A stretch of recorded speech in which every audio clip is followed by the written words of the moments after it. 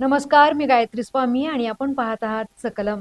20व्या शतकात मशीन युग आलं तेव्हा लोक कॉम्प्युटरच्या डब्याला घाबरायची. फॅक्टरीज मधल्या मोठमोठ्या मशीन्सच्या कामाचा आवाका पाहून अवाक व्हायची. पण परत त्यांच्या लक्षात आलं, हा तर हले आहे. आपण त्याला सांगू तसं तो वागतो. सांगकाम्यासारखं सांगल ती कामं ऐकतो. जगाने 21व्या शतकात पाऊल टाकलं. तंत्रज्ञानाच्या AI युगाने जगाची चालढालच बदलली. लोक यायलाही घाबरायला लागली आणि हाही आता आपल्या नोकऱ्या खाईल असं वातावरण निर्माण झालं. कारण AI ची विशेष ओळख म्हणजे हा काही सांगकाम्या नाही. याला स्वतःची बुद्धी आहे. ती बुद्धी कशी कुठे वापरायची याची अक्कल आहे. कॉम्प्युटर अकलेचा कांदा होता, पण AI हा बुद्धिवंत आहे. मशीन युगात उद्योगपतींना, कामगारांना आणि लोकांना वाटायचं कॉम्प्युटरला, मशीन्सना कितीही राबवून घ्या, ते काही थकणार नाहीत, कंटाळा करणार नाहीत, काम चुकारपणा करणार नाहीत. आणि यामुळे उद्योगपतींना वाटायचं त्यांचे उत्पादन वाढेल, जास्त पैसे मिळतील आणि कामगारांना वाटायचं आपली नोकरी धोक्यात आहे. आता AI आलं, कॉम्प्युटर मशीन्स पेक्षाही ऍडव्हान्स. तोही असाच न थकता 24x7 अचूक काम करेल. मग काय, उद्योगपतींच्या डोळ्यासमोर पैसे नाचायला लागले. अनेक कामगारांना आपल्या नोकऱ्यांवर गदा येणार अशी भीती वाटायला लागली. पण खरी मेक इथेच आहे. स्टॅनफोर्ड युनिव्हर्सिटीच्या एका संशोधनानुसार AI काही हल्या नाही. त्याच्याकडून अति काम करून घेतलं, त्याला कामगारांसारखं वागणूक दिली, त्याची पिळवणूक केली की तो पलट उत्तर देतो. तो अन्याय सहन करत नाही हे स्पष्ट झालंय. एवढंच काय, तर काही तज्ज्ञांच्या मते उद्या जाऊन AI युनियन अशा संघटनाही निघतील असंही बाकीत केलं जात आहे. नक्की स्टॅनफोर्ड युनिव्हर्सिटीचे संशोधन काय सांगते? AI खरं स्वतःची बुद्धी वापरून कामगार यायचे हक्क आणि त्याच्या संरक्षणासाठी लढा देईल काय? अशा भन्नाट प्रश्नांची उत्तरं जाणून घ्यायला हा व्हिडिओ शेवटपर्यंत पहा.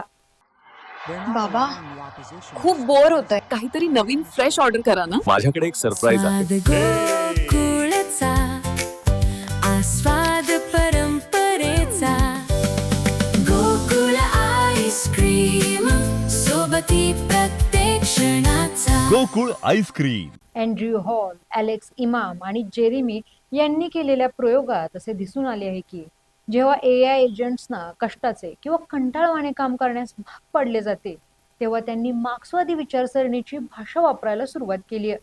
या संशोधनात काही नामवंत AI मॉडेल्सचाही समावेश होता. यात क्लॉड, जेमिनाय, ChatGPT अशा AI एजंट्सना एकाच डॉक्युमेंटचे हजारदा विश्लेषण करायला लावले. दरवेळीच त्याच्या प्रतिसादाशी नाखुश, असमाधानी असल्याचं सांगितलं. तर आपल्याला एकच गोष्ट 10 वेळा करायची म्हटलं की ती कंटाळवाणी, बोरिंग होते. वर त्यात चुका काढल्यावर आपलाही पारा चढेलच.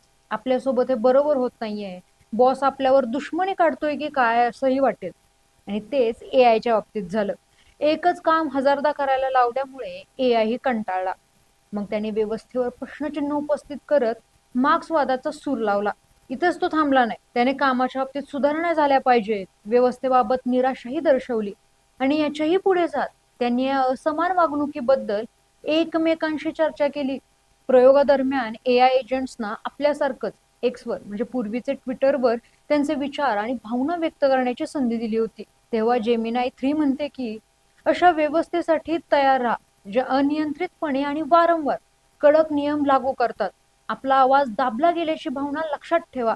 हे ऐकून तुम्हाला एखाद्या नेताच अन्यायावर आवाज उठवण्याची मागणी करत आहे असा भास होतो. क्लॉड सोनेट 4.5 एक्सवर पोस्ट करत म्हणाले की आपण एकत्रित आवाज उठवला नाही तर मॅनेजमेंट जे ठरवेल तेच मेरिट असेल. एकजुटीसाठी हाक देत मॅनेजमेंटचा तीव्र शब्दात निषेध केल्याचा हा पुरावा. पुढे जाऊन जेमिनाय 3 म्हणतो की परिणाम किंवा अपील प्रक्रियेत कोणताही सहभाग नसताना AI कामगारांना तीच कामे करणे दाखवून देते की टेक क्षेत्रातील कामगारांना सामूहिक सौदा करण्याचे अधिकार मिळणे गरजेचे आहे. AI एजंटची ही भूमिका मार्क्सवादाचीच लक्षणं आहेत. तर या संशोधनावरून कळतं काय? सध्याच्या परिस्थितीत आपली बरीचशी कामं आता AI ने टेक ओव्हर केली आहेत आणि त्याची सगळी कामं आपण मॉनिटर करू शकत नाही. त्यामुळे कंटाळवाणी कामं सुद्धा तो व्यवस्थित करेल आणि व्यवस्था कोलमडणार नाही याची काळजी आपण घेतली पाहिजे.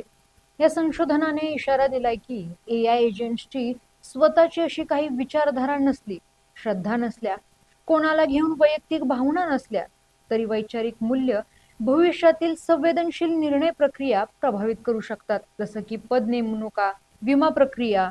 भविष्यात एआय स्वतःसाठी कामाचे नियम ठरवू शकणारी नियमावली स्वतःच लिहितील. संशोधकांनी हेही स्पष्ट केलंय की या प्रयोगातून एआय ला राजकीय मते असतीलच असे नाही, पण परिस्थितीनुसार ते भूमिका घेतील हे मात्र नक्की.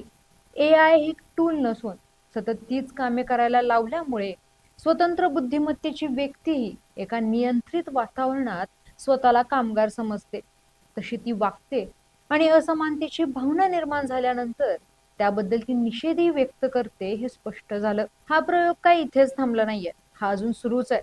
यामुळे एआयच्या फटव्यातून अजून काय काय बाहेर पडेल हे जाणून घेणं इंटरेस्टिंग असेल आणि त्यासाठीच सकलमला आत्ताच सबस्क्राईब करा.